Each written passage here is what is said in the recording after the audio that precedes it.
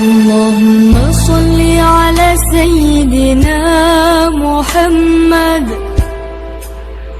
صلاة ترغب وتنشط. Assalamualaikum warahmatullahi wabarakatuh. Perkenalkan, nama saya Rudi Darmawan, NIM 18020160079, kelas HKI B5. Kali ini saya akan membahas mengenai sejarah singkat Nahdlatul Ulama Muhammadiyah dan juga Majelis Ulama di Indonesia. Majelis Ulama Indonesia. Perlu diketahui teman-temanku semuanya bahwa pada awal mula berdirinya dua organisasi besar di Indonesia, yaitu Nahdlatul Ulama dan juga Muhammadiyah, ini memiliki sejarah panjang dalam pembentukannya. Yang pertama mengenai sejarah Nahdlatul Ulama. Nahdlatul Ulama atau NU ini merupakan organisasi Islam terbesar di Indonesia yang didirikan pada tanggal 31 Januari tahun 1926 Masehi, yang diketuai oleh Kiai Haji Hasyim Asy'ari. Nahdlatul Ulama atau NU ini bergerak dalam bidang ekonomi, pendidikan, sosial, dan keagamaan yang bersifat nasionalis. Nahdlatul Ulama ini berlandaskan pada Ahlus Sunnah wal Jamaah yang bermadhab Syafi'i. Pada awal pendirian Nahdlatul Ulama ini sebelumnya telah digagas atau direncanakan oleh Kiai Haji Wahab Hasbullah dan juga Kiai Mas Mansur, yang mana pada waktu itu ulama-ulama di Indonesia, ulama-ulama di Jawa Timur, Madura, Jawa Tengah, dan juga Jawa Barat ini berkumpul di Surabaya di kediaman Kiai Haji Wahab Hasbullah, yang mana pada pertemuan ini juga merupakan sudah direncanakan oleh Hadratus Syekh Kiai Haji Hasyim Asy'ari. Nah, lalu mengapa kok dibentuk NU? Karena ini penting untuk mempertahankan umat Islam, kalangan umat Islam tradisional di Indonesia, agar tetap mempertahankan akidah Ahlus Sunnah wal Jamaah, sehingga perlu dibentuk wadah khusus, yaitu Nahdlatul Ulama.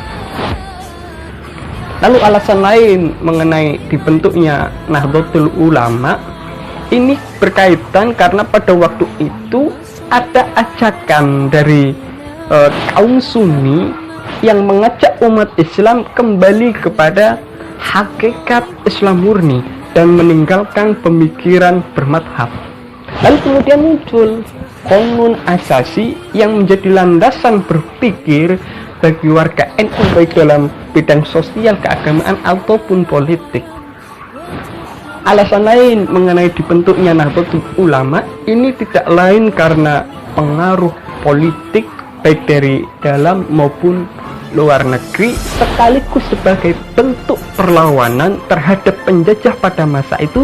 Lalu kemudian dibentuklah Nahdlatul Ulama atau kebangkitan ulama. Shalli ala sayyidina Muhammad salatan turghib wa tunashit وتحمس بها الجهة لإحياء وإعلاء دين الإسلام وتحمس. Kemudian yang kedua mengenai sejarah organisasi Muhammadiyah. Bermula dari sepetak ruang tamu yang ada di kediaman Kiai Haji Ahmad Dahlan di Kauman, Yogyakarta, pada waktu itu Kiai Haji Ahmad Dahlan mulai merintis pendidikan Islam, madrasah diniyah Islamiyah, untuk mendidik santri-santrinya agar taat beragama dan juga berjiwa sosial. Muhammadiyah sendiri berarti pengikut Nabi Muhammad Shallallahu Alaihi Wasallam. Muhammadiyah merupakan gerakan Islam dakwah amar ma'ruf nahi munkar dan juga tajdid yang berdiri pada tanggal 18 November tahun 1912 Masehi untuk merintis jalan pembaharuan bagi kesejahteraan umat Islam agar tentunya umat Islam ini menjadi lebih berkembang dan menjadi lebih baik. Berdirinya Muhammadiyah ini berlandaskan pada Quran surat Ali Imran ayat 104 yang mengajak manusia untuk melakukan kebaikan, menyeru kepada yang ma'ruf dan mencegah dari yang mungkar.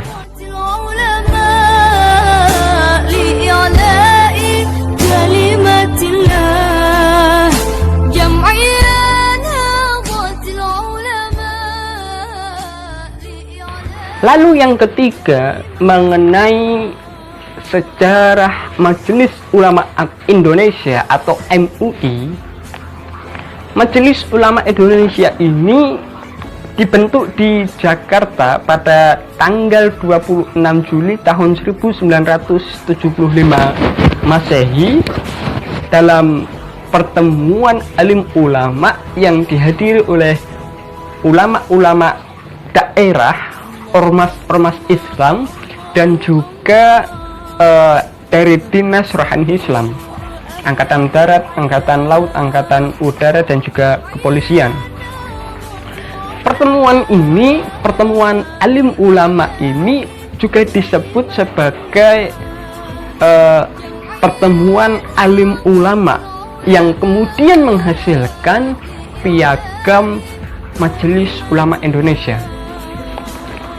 MUI ini dibentuknya MUI ini sebagai wadah musyawarah para alim ulama di Indonesia, sekaligus menjadi bentuk pengamalan ukhuwah Islamiyah.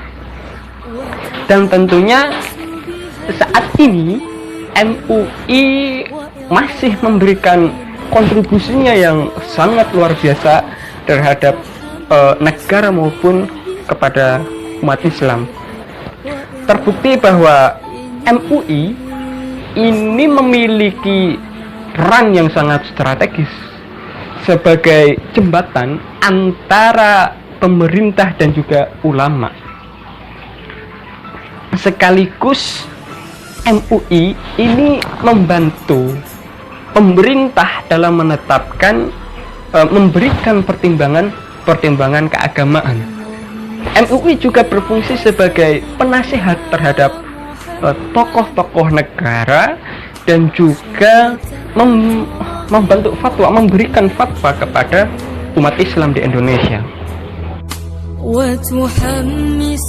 Dalam menetapkan sebuah fatwa, Nahdlatul Ulama, Muhammadiyah, dan juga MUI ini memiliki cara-cara tersendiri dalam menetapkan fatwa. Nahdlatul Ulama dikenal dengan basul masailnya sebagai wadah dalam menetapkan fatwa. Metode yang digunakan NU dalam menetapkan fatwa itu yang pertama dengan menggunakan metode kauli, yaitu menggali hukum berdasarkan pendapat-pendapat ulama fikih yang sudah terkodifikasi dalam kitab-kitab muktabaroh. Kedua, metode ilhaqi. Ini mirip dengan qiyas, yaitu menyamakan suatu hukum atau masalah yang belum disebutkan dalam teks, lalu kemudian disamakan dengan apa yang sudah ada dalam teks. Ketiga, metode manhaji, yaitu menyelesaikan masalah dengan mengikuti kaidah penetapan hukum yang telah disusun oleh imam-imam madhab. Lalu kemudian metode yang digunakan dalam organisasi Muhammadiyah. Muhammadiyah terkenal dengan majelis tarjihnya sebagai ruang dalam menetapkan fatwa. Adapun metode yang digunakan, pertama dengan menggunakan metode bayani untuk menafsirkan ayat-ayat yang masih dhonni. Lalu yang kedua menggunakan metode qiyasi, yaitu analogi masalah dari yang belum ada dalam teks itu kemudian dilihat dengan hukum yang sudah ada dalam teks. Lalu yang ketiga, perkara yang belum ada dalam nas itu kemudian dihukumi dengan kemaslahatan manusia. Lalu yang terakhir dalam metode penetapan fatwa MUI ini sudah ditetapkan dalam metode MUI pada pasal 5 sampai dengan pasal 7.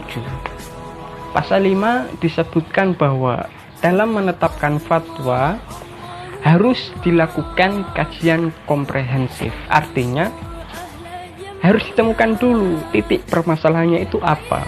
Nah, itu yang ada di pasal 5. Kemudian di pasal 6, jika terjadi perbedaan pendapat, maka penetapan fatwa didasarkan pada hasil tarjih melalui metode perbandingan.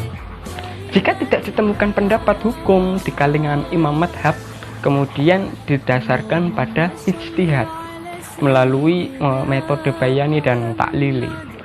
Lalu kemudian jika dalam perbedaan pendapat itu masih belum ditemukan titik temu, maka disebutkan saja bahwa dalam permasalahan ini terjadi perbedaan pendapat di kalangan ulama. Dan kemudian yang di pasal 7 itu disebutkan bahwa penetapan fatwa harus mempertimbangkan kemaslahatan. Demikian penjelasan singkat dari saya. Tentunya dari penjelasan saya ini banyak sekali kekurangan. Oleh karena itu kurang lebihnya mohon dimaafkan.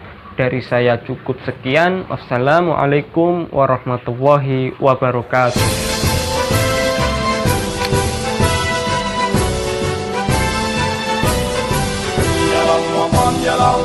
Yalal watan Hubbul watan minal iman Warakakum minal hirman Inhadu alal watan Yalal watan, yalal watan, yalal watan Hubbul watan minal iman Warakakum minal hirman Inhadu